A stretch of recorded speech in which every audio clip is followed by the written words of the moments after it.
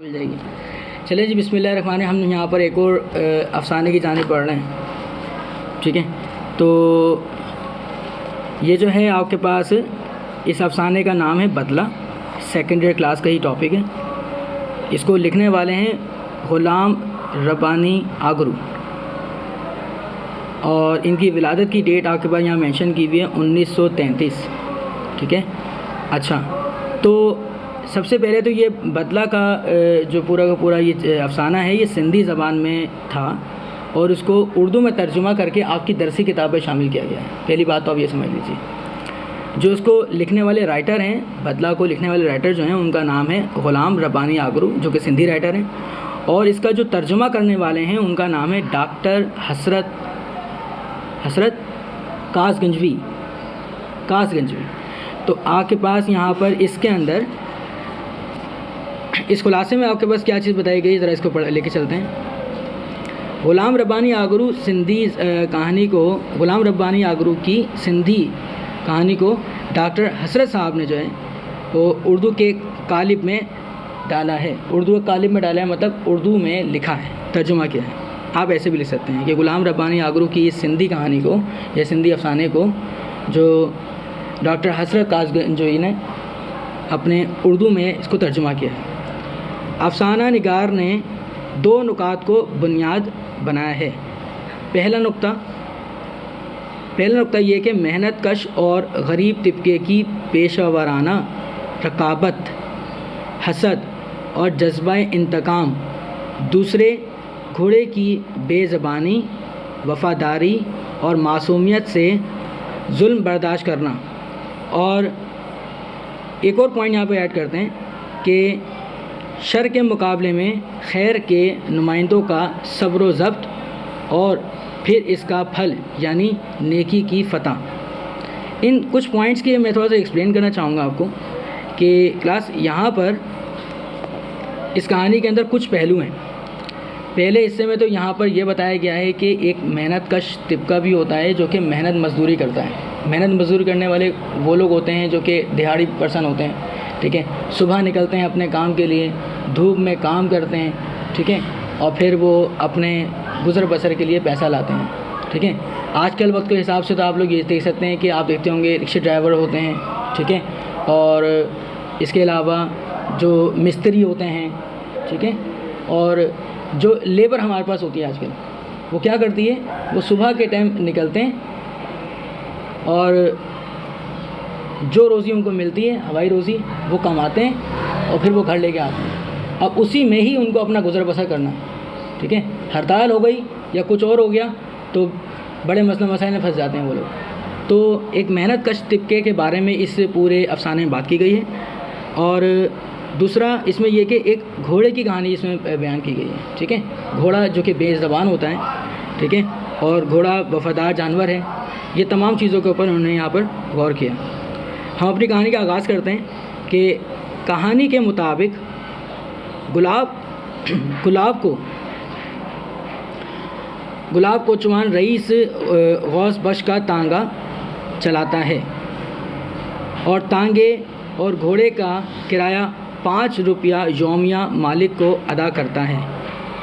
ये घोड़ा बहुत सी खूबियों का मालिक है और इसके आज़ा मुतनासिब, जिस्म खूबसूरत और नहायत ताकतवर है, इसलिए वो चाको चौबंद भी है और तेज़ रफ्तार भी। गुलाब इस पर बहुत फ़ख्र करता है। ये जो गुलाब है ये कौन है, ये वो तांगे वाला है जो इसको चलाता है। ठीक है, यहाँ पर रईस गौस बख्श कौन है, ये रईस गौस बख्श वो है जिसका ये घोड़ा है। ठीक है, और ये जो गुलाब है इसने किराए पर लिया हुआ ये घोड़ा, जिसको 5 रुपये रोज़ाना की बेस पर वो अदा करता है इसके रईस बख्श को। बात समझ में आ रही है? ऐसा होता है ना कि हम कोई गाड़ी ख़रीद लें और किसी को दे दें और रोज़ाना की बेस के ऊपर सामने वाले से पैसा ले लें। ठीक है, तो इसी तरह से यहाँ पर बात चल रही है। अब घोड़े की यहाँ पर बात बताई गई, घोड़ा किस तरह का है। ठीक है, घोड़ा जो है वो बहुत खूबसूरत भी है, तमाम उसके आज़ा मुतनासिब भी हैं और ताकतवर है, चाको चौबंद है और तेज़ रफ्तार भी है। गुलाब इस पर बहुत फ़ख्र करता है और इसे पक्षी के नाम से और बुराक के लक़ब से पुकारता है। पक्षी इसका नाम एक मेंशन किया और एक और नाम मेंशन किया बुराक। ठीक है क्लास, ये कुछ देखें, जब भी खुलासा आप सुन रहे हैं तो उसमें कुछ पॉइंट्स होते हैं बेसिक जिनको आपने जहन में रखना है और उनको अपने पास से यहाँ पर एक्सप्रेस करना है। याद रखिएगा, कभी भी इस चीज़ को आपने अगर वर्ड टू वर्ड लिखने की कोशिश करी कि भाई मैं वर्ड टू वर्ड याद कर लूँ, तो बेटा इस उर्दू की किताब में मटेरियल इतना है कि आप याद करते ही करते रह जाएंगे, साल ख़त्म हो जाएगा। नंबर 2, आपके जहन में इतना कुछ बैठ नहीं पाएगा। ठीक है, इतनी मेहनत आप उर्दू पर करेंगे, वही मेहनत आप मैथ पर कर लीजिएगा, वही मेहनत आप अपनी बॉटनी ज़ूलॉजी भी कर लें, दूसरी जगह पर कर लें। लेकिन इसको आप क्या करें, इसको बस आपने यहाँ पर सुनना है। सुनने के बाद इसके जो मेन पॉइंट्स के ऊपर मैं ज़्यादा जो हाईलाइट कर रहा हूँ, आपने उन मेन पॉइंट्स को जहन में उतार लेना है। जैसे मैंने यहाँ पर आपको बताया कि इसको लिखने वाले का नाम क्या है, सही ना, इसके तर्जुमा करने वाले का नाम क्या है। मैंने आपको बताया कि यहाँ पर ये किस ज़बान में था। यहाँ मैंने बताया कि इसका मालिक कौन है, रईस बख्श। चलाने वाला कौन है, गुलाब है। ठीक हो रहा है, कितने रुपए में ये जो है किराए पर चलाता है। फिर मैंने यहाँ बताया घोड़े का नाम बताया। ठीक है, और इसके अलावा घोड़े की किस तरह का घोड़ा नज़र आने में, वो सब बताया। तो भाई आपने ये सब पॉइंट्स को अपने जहन में गैदर करना है और फिर लिखने बैठ जाना है। लिख के लाएँ, फिर मैं उसको चेक करता हूँ। ठीक है, जो कमी होंगी वहाँ दिखा देंगे आपको। खैर, तो हम कहानी को आगे लेके चलते हैं। तो इसके ये 2 नाम इसने रखे हुए थे। दूसरा, कोई घोड़ा पक्षी का मुकाबला नहीं कर सकता। गुलाब से पहले इस तांगे कोचवान खैरू था। कोचवान कहते हैं मतलब जो चलाने वाला जो इसका होगा। तो पहले गुलाब से पहले इसको चलाने वाला कौन था, उस बंदे का नाम याद रखिएगा, उस बंदे का नाम था खैरू।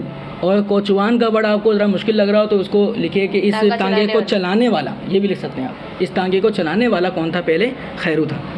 चूँकि वो एक उबाश, कीना परवर और बद फितरत शख्स था। ठीक है, कीना परवर समझते हैं, कीना परवर, उबाश का मतलब क्या है? कीना परवर समझते हैं, दिल में कीना रखने वाला, दिल में कीना रखने वाला, दूसरे के लिए बुराई रखने वाला। उबाश का मतलब सही उठक बैठक नहीं थी उसको, नशा आवर चीज़ों का इस्तेमाल करना, इस तरह की चीज़ें, गलत उठक बैठक, सही ना। अच्छा, बद फितरत शख्स था। चनाचा रईस ने अपना घोड़ा तांगा इससे ले लिया था और गुलाब को दे दिया था। इस तरह की जाहिर सी बात है, कोई भी मालिक होगा तो अपनी कोई भी चीज़ जो है ऐसे बंदे को देना पसंद नहीं करेगा जो कि ठीक ना हो। सही है, तो अब जो मालिक रईस बख्श था उसने खैरू से अपना ये घोड़ा जो है वो ले लिया था। एक बार घोड़े की नस्ल के बारे में गुलाब और खैरू में शर्त लगी। क्लास अब ये कहानी का नया पैटर्न चल रहा है, नई बात चल रही है। एक बार घोड़े की नस्ल के बारे में गुलाब और खैरू में शर्त लगी। खैरू इसे विलायती और गुलाब जो है इसे अरबी बताता था। मालिक तक मामला पहुंचा तो मालूम हुआ कि दोनों गलत थे। वो सिंधी नस्ल का घोड़ा था। ठीक है, क्या बताया जा रहा है, अब ये दोनों पहले खैरू चलाता था, फिर गुलाब चलाता है। अब इन दोनों में एक दफ़ा ये हुआ, अब खैरू जो है वो चला रहा हुआ कोई घोड़ा, ठीक है, वट एवर, बट इनमें एक दफ़ा क्या हुआ, एक बहस बन गई कि भाई ये किस नस्ल का घोड़ा है। गुलाब क्या बोलता है, आप याद रखिएगा इस बात को भी, गुलाब कहता है वो अरबी नस्ल का है, ठीक है ना। और खैरू क्या बोलता है, खैरू बोलता है ये विलायती है, ठीक है। तो लेकिन जब अब आपस में मसला ना सुलटा, ठीक है, आपस में शर्तें भी लग गई इनकी। अब हुआ तो अब मालिक के पास पहुंच गए कि भाई इसका फ़ैसला वही करेगा, अब ये कौन सा है, देखते हैं कौन जीतता है। जब वहाँ पहुँचे तो मालिक का तो जवाब ही अलग है। वो बोलते हैं ना ये वलायती है ना ये अरबी है, ये तो सिंधी है। चलें जी, उन्होंने फैसले अलग कर दिया, ठीक है जी।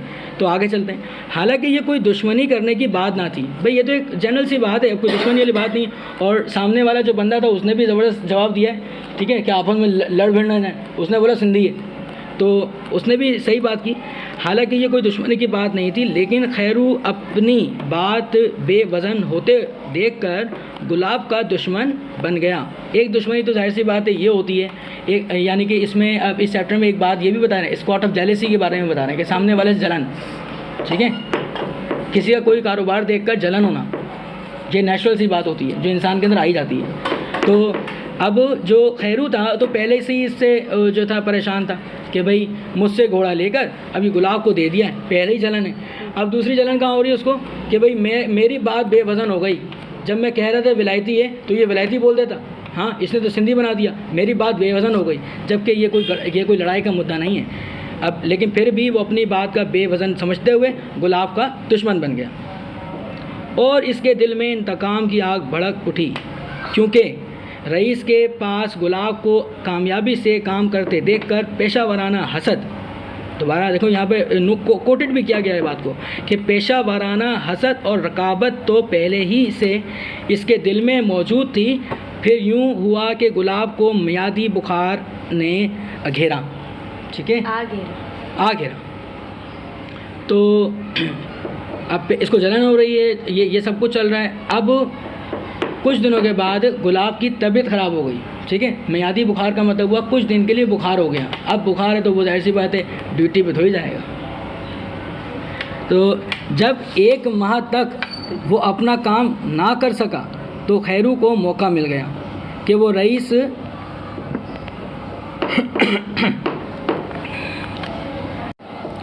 उसको मौका मिल गया कि वो रईस को वरगलाए कि खाली खड़े खड़े घोड़ा ख़राब हो जाएगा। रईस इसकी बातों में आ गया और दोबारा घोड़ा तांगा किराए पर खैरू को दे दिया, ठीक है भाई। अब जाहिर सी बात है वो जो मालिक था 5 रुपये के हिसाब से भी हिसाब लगाओ तो महीने कितने बनते हैं, 5 रुपये के हिसाब रोज़ाना लगाएं तो महीने कितने रुपये बनते हैं, आई थिंक 150 रुपये बनते हैं। 150 रुपये का नुकसान हो गया था उसके मालिक को। अब यही बात को लेकर खैरू पहुंचता है कहाँ पर, रईस बख्शीवा पहुंचता है, बोलता है भाई आपका घोड़ा जो है ना वो तो 1 महीने से पड़ा हुआ है, ठीक है ना, अब ये घोड़ा है, अब ये पड़े पड़े जो है ना ये ख़राब हो जाएगा, आप ऐसा करो ये मुझे दे दो और मैं चला लेता हूँ इसको, आपको मैं दे दूँगा पैसे, कोई मसला थोड़ी है।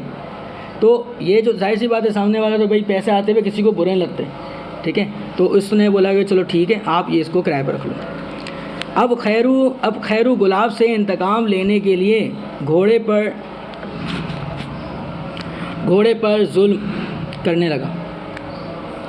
पहले ही दिन उसे शहर से बाहर लाया और इसकी बागें ढीली छोड़ दी और इस पर चाबुकों की बारिश कर डाली।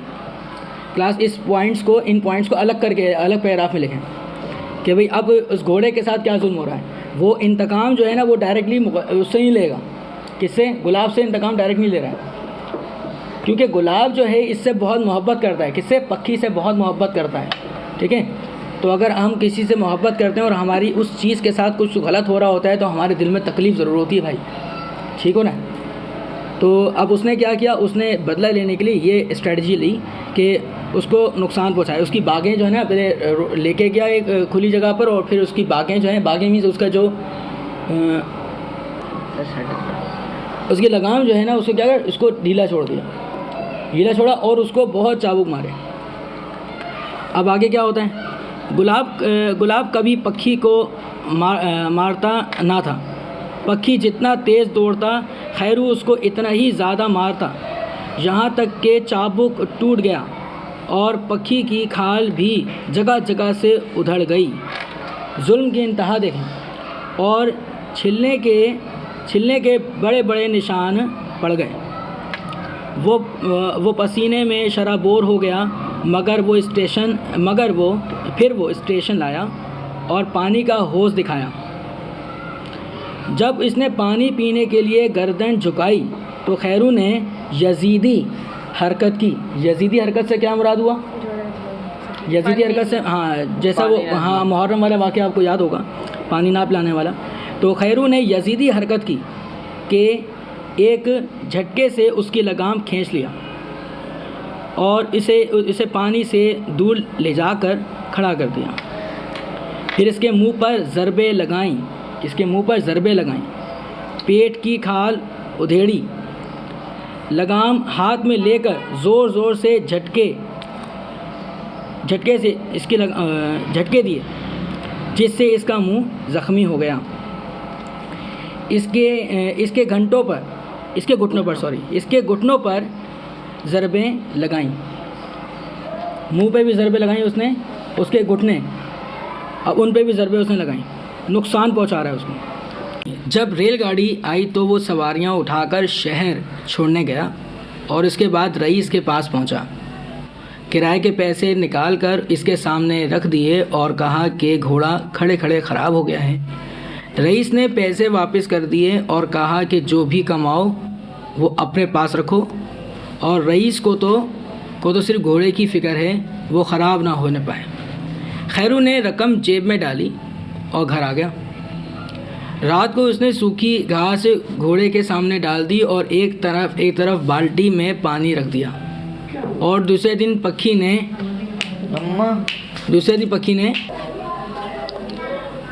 तो पानी रख दिया, और दूसरे दिन पक्षी ने खैरू को 2 लत्ती झाड़ दी। खैरू ने भी उसे खूब मारा, लेकिन पक्षी नाफरमानी पर उतर आया था। देखिए, किसी भी जानवर पर अगर हम जुल्म करते हैं ना, ठीक है, वो बेज़बान ज़रूर होता है, लेकिन एक्शन का रिएक्शन ज़रूर होता है। जैसा हम किसी के साथ करते हैं ना, वो वैसे ही सामने भरना ही पड़ता है। तो जाहिर सी बात है, एक बेज़बान के ऊपर वो इतने जुल्म ढा रहा है, ठीक है, और जानवर जो है वो देख तो रहा है ना कि भाई मेरे पर जुल्म किया जा रहा है और ये शख्स मुझ पर जुल्म कर रहा है और खाने को भी कुछ इस तरह का अच्छा इसको नहीं दे रहा। तो जाहिर सी बात है, उसने जो है ना 2 लत्ती मार दी उसको, और फिर खैरू ने भी उसे खूब मारा, लेकिन पक्षी नाफरमानी पर उतर गया, ठीक है, वो आप इसकी बात ही नहीं मानते। खैरू ने इसका दाना पानी बंद कर दिया। तीसरा दिन हो चुका है। तीसरे दिन पक्षी ने सख्त नफ़रत का इजहार किया, 2 लत्तियाँ झाड़ने लगा, और इसके बावजूद कि खैरू ने उस पर चाबुक की बारिश कर दी, वो तांगे में बंधे जाने पर तैयार ना हुआ। घोड़े को अलग कर देते हैं तांगे से, बिल्कुल, ठीक है। खैरू ने मशहूर कर दिया कि वो बेकार हो गया है, और इसे सारा दिन भूखा प्यासा रखा, और शाम को चालाकी से पाँव बांधकर इसे ज़मीन पर गिरा दिया। फिर एक तेज़ लोहे की कील पक्षी की बाएं रान में घोंप दी, ठीक है। अब देखें, अब अगर रान के ऊपर अगर वो सलाख घूम देगा तो क्या हुआ, ज़ख़म कोई भी हो वो तो ज़ख़म होता है, लेकिन अब जाहिर सी बात है उसकी रान के ऊपर उसने क्या करा, वहाँ अटैक कर दिया। अब तो वो चलने के काबिल नहीं रहेगा, ठीक है ना, वो बहुत ज़्यादा वक्त लेगा इस चीज़ को अब रिकवर होने के लिए। तो इसने घोंप दी और घोड़ा बदहवास हो गया। इसके बाद खैरू ने एक लकड़ी से उसे मारने लगा। यही नहीं बल्कि खैरू ने अफ्यून के डोडे पीस कर इसे पिला दिए। और इसके दूसरे दिन उसे भांग पिलाई। इसकी तरह के बदतरीन सलूक खैरू पक्षी से 2 माह तक करता रहा, और इसके नत नए मजालिम का सिलसिला दराज होता गया, ठीक है। मतलब जुल्म की इंतहा है इधर एक बेज़बान के ऊपर। कहानी के शुरू में भी ये बात बताई थी ना कि इसमें एक बेज़बान जानवर के ऊपर जुल्म की जो है ना बातें बताई गई हैं। तो इसमें देखें यहाँ पर ही बात ये सिर्फ आखिर बेज़बान जानवर का सब्र व ज़ब्त रंग लाया, और गुलाब 2 माह बुखार में मुब्तला रहने के बाद सेहतयाब हो गया। इसे जब खैरू के मुजालिम का पता चला तो इसने रईस से जाकर पक्षी और टांगा ख़रीद लिया, यानी अब वो उससे ख़रीद नहीं चला गया। जब उसने ये तमाम चीज़ें सुनी कि भाई मेरे जो पक्षी घोड़ा था उसके साथ उसने इतना कुछ जुल्म कर दिया, मोहब्बत उसको बहुत थी अपने उस जानवर से ना, तो उसने क्या करा, वो रईस बख्श के पास गया, उसने उससे वो पैसे देकर वो ख़रीद ही लिया कि अब किराया वराए को उस चीज़ से ख़त्म करो। घोड़े की ख़राब सेहत देखकर गुलाब और इसकी बेटी जुलेखा, अब ये एक नया टाइटल आया है, ठीक है बेटा, ये एक जुलेखा की किसकी बेटी, ये गुलाब की बेटी है जो पुराना इसका जो रखवाला था। जुलेखा बहुत अफसुर्दा हुई, लेकिन दोनों ने मिलकर अच्छी तरह पक्षी की निगहदाश्त शुरू की। एक रोज़ गुलाब की बेटी जुलेखा बाप के साथ तांगे में बैठकर गई। अड्डे पर पहुंचकर उसने देखा कि खैरू एक मरियल घोड़े का तांगा चला रहा था। जुलेखा तेज़ी से इसके करीब गई और गैज़ व गज़ब में भरे लहजे में खैरू को लताड़ दिया। इसने कहा, खैरू, कुदरत तुमको मासूम, बेगुनाह और बेज़बान पक्षी पर जुल्म सितम ढाने का ज़रूर बदला देगी, ठीक है बेटा। ये अब हमारी कहानी का क्लाइमैक्स चल रहा है, ठीक है। तो ये कहानी कोई फिल्मी तरह नहीं है कि इसमें बड़ा मारधाड़ हो जाएगी और फिर जो है ना खैरू को जाके कत्ल कर दिया जाएगा और उसको फांसी भी चढ़ा देंगे, ऐसा कोई सीन नहीं होगा इसमें। तो मतलब ये है कि इसमें बदले से मुराद सिर्फ और सिर्फ यही चल रही है कि जुलेखा जो है वहाँ पर गई है और उसने जो है भरे मजमे में जो है ना उसकी ये बेइज्जती की है, ठीक है, सबके सामने उसकी ये सब पोल गोली कि इसने एक बेज़बान के साथ क्या किया है, ठीक है बेटा। तो इसने यहाँ पर इसको गैज़ व गज़ब यानी लहजे में ज़ोर से चिल्लाते हुए कहा कि खैरू, कुदरत तुमको मासूम, बेगुनाह और बेज़बान पक्की पर जुल्म ढाने का ज़रूर बदला देगी। ये बात आपने कोटेड करके ज़रूर लिखनी है अपने पास। जुलेखा सीधी सादी और मासूम लड़की थी और एक जानवर से सच्ची मोहब्बत करती थी, इसलिए इसके लहजे में गुस्सा, नफ़रत, जुल्म का अंजाम यानी इसकी सज़ा, सच्ची खबर मौजूद थी जो हर जालिम को अल्लाह की तरफ से मिलती है। यही इस कहानी का नुक्ता उरूज है और क्लाइमैक्स है, ठीक है, कि खैरू जैसा जालिम, हासिद और कीना परवर भी एक मासूम बच्ची की लानत मलामत सुनकर शर्मिंदा हो जाता है, ठीक है। मतलब अगर जैसे कोई छोटा बच्चा है और वो छोटा बच्चा किसी बड़े को जो है ना डांटना शुरू कर दे, ठीक है, तो उसकी बड़ा जो है उसकी बात को कोई नोटिस नहीं करेगा, लेकिन वो बच्चा जो है उस लहजे में आकर अगर उसको कुछ बोलना शुरू करे, ठीक है, एक गैज़ व गज़ब के लहजे में आकर, ठीक है, तो क्या होता है, सामने वाला भी जो है वो शर्मिंदा हो जाता है। उससे उसने कुछ कहा नहीं, खैरू ने उस जुलेखा को कुछ कहा नहीं, लेकिन क्या हुआ, उसकी बातों ने उसको जो है शर्मिंदा कर दिया कि हाँ यार मैंने वाकई में कुछ गलत कर दिया। आगे वो एहसास जुर्म और सज़ा के खौफ से जर्द पड़ जाता है और इसकी गर्दन नीचे झुक जाती है। देखकर गुलाब जुलेखा को गोद में उठा लेता है और इसे प्यार करते हुए फातिहाना अंदाज से खैरू तरफ से इस तरह देखता है कि जैसे इसने जुलेखा ने पक्की पर किए गए जुल्म का बदला ले लिया हो, ठीक है। मतलब एंड में जाकर क्या हुआ, वो जुलेखा जो थी वो छोटी बच्ची थी, छोटी उम्र की लड़की थी, लेकिन उसने उस अंदाज में सामने वाले को लताड़ा या उसको जो है ना गुस्से में आके उसके साथ कलामी करी कि वो भरे मजमे में बेइज्जत भी हुआ और उसको अपनी शर्मिंदगी का या अपने किए का जो है ना एहसास भी हुआ, ठीक है क्लास। तो हमारी ये कहानी का ख़त्म है। ये हमारी जो कहानी थी गुलाम रब्बानी आगरू की कहानी थी जो सिंधी ज़बान में थी। आप इसको 1 से 2 मरतबा दोबारा सुने ताकि ये है कि आपको ये अच्छे तरीके से समझ में आए। सही, थैंक यू सो मच।